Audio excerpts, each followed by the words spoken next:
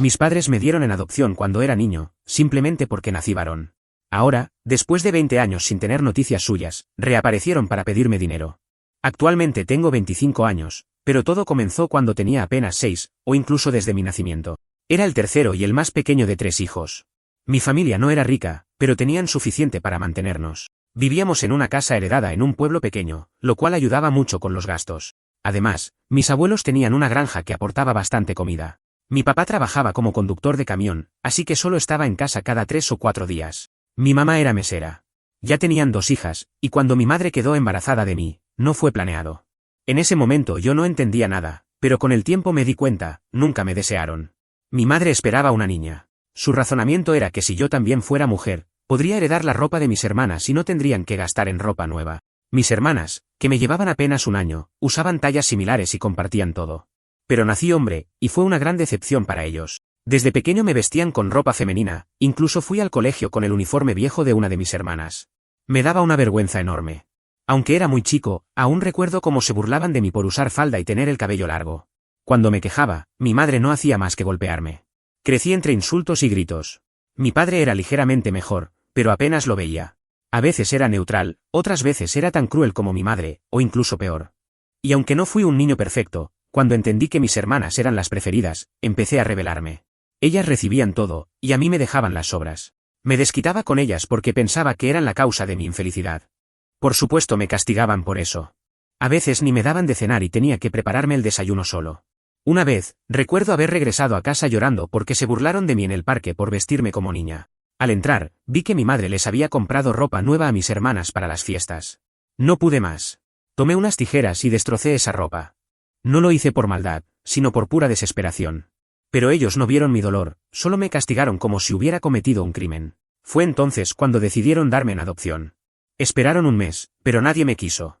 Durante ese tiempo solo recibí desprecio.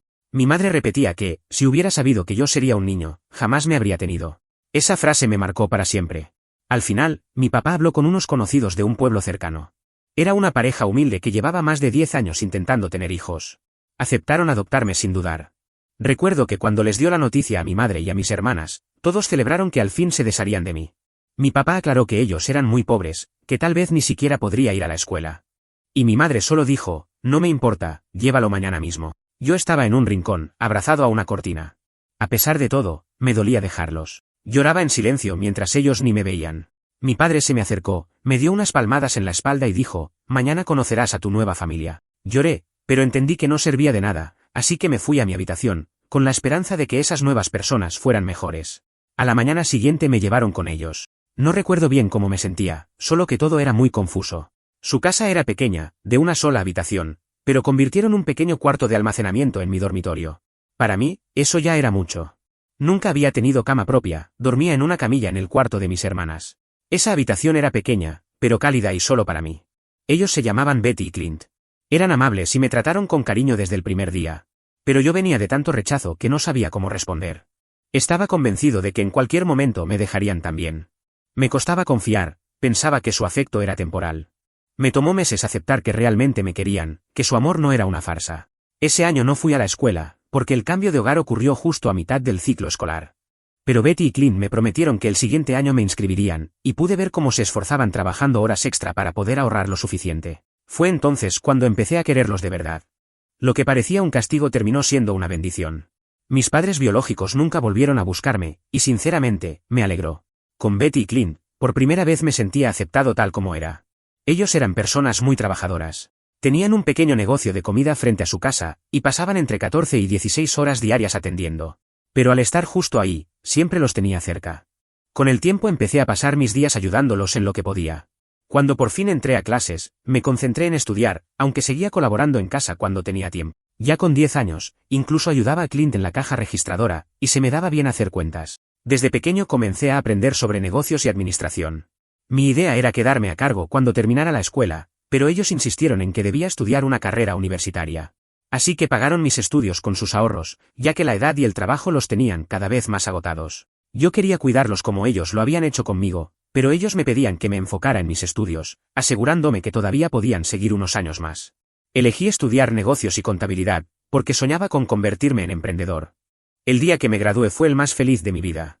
Betty y Clint estaban radiantes. Incluso invitaron a mis padres biológicos a la ceremonia, pero no se presentaron. Al salir del colegio, quise hacerme cargo del negocio y darles un merecido descanso, pero me sorprendieron con otro plan. Me entregaron todos sus ahorros y me dijeron que lo usara para empezar algo propio. Me quedé sin palabras. No querían atarme a su negocio, querían que volara por mi cuenta. Así que usé lo que había aprendido y empecé a buscar un pequeño local en una buena ubicación que tuviera problemas con las ventas. Después de varios intentos, logré encontrar uno. Hice una propuesta de alquiler basada en ganancias compartidas. Renové el lugar desde cero, ajusté el menú, y me aseguré de ofrecer una atención excelente. En poco tiempo, las ventas se dispararon. Al año había duplicado la inversión. 4 años después ya tenía 3 cafeterías funcionando. Pude mudar a Betty y Clint a un departamento amplio y cómodo, mientras yo me quedé en un lugar más pequeño. Aunque les insistí en que dejaran su negocio y se jubilaran, se negaron. Para ellos ese trabajo era parte de su identidad. Nunca imaginé que, saliendo de casa con una maleta en la mano, terminaría con un título universitario y varios negocios propios. Pero el mes pasado algo inesperado ocurrió. Estaba trabajando en una de las cafeterías, atendiendo la caja, cuando vi a alguien que me resultó extrañamente familiar. Sentí como si hubiera visto un fantasma. Era mi padre biológico. No lo había visto en casi 20 años. Se le notaba débil, envejecido. Me sonrió y me abrazó. Como había clientes, lo llevé a un lado sin decir nada. Apenas vi su rostro, todos los recuerdos dolorosos de mi infancia volvieron como una avalancha. Me dijo que estaba orgulloso de mí y que le alegraba verme bien. Yo no supe qué decir. Luego explicó que había estado de paso y que, al encontrarse con Clint, se enteró de mi negocio. Me adelantó que vendría con mi madre el fin de semana. No respondí. Cuando terminé la jornada, fui directo a hablar con Clint. Le dije que no quería volver a ver a quienes me abandonaron solo por ser un niño. Ellos sabían por todo lo que había pasado. Quise desaparecer ese fin de semana, pero Betty me pidió que los escuchara y los perdonara, para poder seguir adelante. Acepté verlos, pero solo si Betty y Clint estaban conmigo. Así que vinieron a la casa. Pensé que se disculparían, pero no lo hicieron. En cambio comenzaron a decir que habían hecho lo correcto al darme en adopción, porque gracias a eso tuve buenos padres que me formaron. Mi madre incluso dijo que les debía gratitud por haberme dado una vida mejor. No podía creer lo que oía. Estaba a punto de explotar, pero Betty me apretó la mano para que me calmara. Entonces respondí con tranquilidad, yo soy feliz de que Betty y Clint sean mis verdaderos padres. La reunión fue incómoda. Al día siguiente recibí una llamada. Era mi madre biológica. Me dijo que necesitaban dinero. Que mi padre ya no tenía empleo estable y que ella también había perdido el suyo, y que nadie quería contratar a una camarera de 50 años. Me explicó que debía $20,000. Había pedido dinero prestado para comprar comida en los últimos meses y ahora no podía pagar. Le dije que lo pensaría y colgué. Y aquí estoy, preguntándome qué hacer. Aunque no puedo evitar sentir rechazo, también me molesta pensar que realmente estén en apuros y no haga nada. No sé si de verdad están necesitados o si es solo una forma de manipularme. Pero si resulta ser real, ¿cómo vivir con la culpa de no haber ayudado, incluso después de todo lo que me hicieron? Tengo dinero, pero me pregunto si debería ayudarlos. Actualización 1. Gracias por todos los comentarios y el apoyo respecto a ayudar a mi madre con los $20,000. Las opiniones se dividieron. Hablé con Betty y Clint. Betty estaba contenta de que estuviera pensando en ayudar a mis padres, pero me advirtió que tuviera cuidado. Clint dijo que era mi dinero y que la decisión era mía. Sin embargo, él tenía las mismas dudas que yo. ¿Y si solo están jugando con mis emociones? Después de pensarlo mucho, decidí darles una primera y última oportunidad a mis padres biológicos. Transferí el dinero a la cuenta de mi madre. En ese momento me sentí aliviado, ayudé a mi familia a pesar de cómo me habían tratado. Pero estaba equivocado. O mejor dicho, tenía razón. Temía que me usaran, y eso fue exactamente lo que pasó. Una semana después del pago, mi madre volvió a llamar. Contesté con precaución.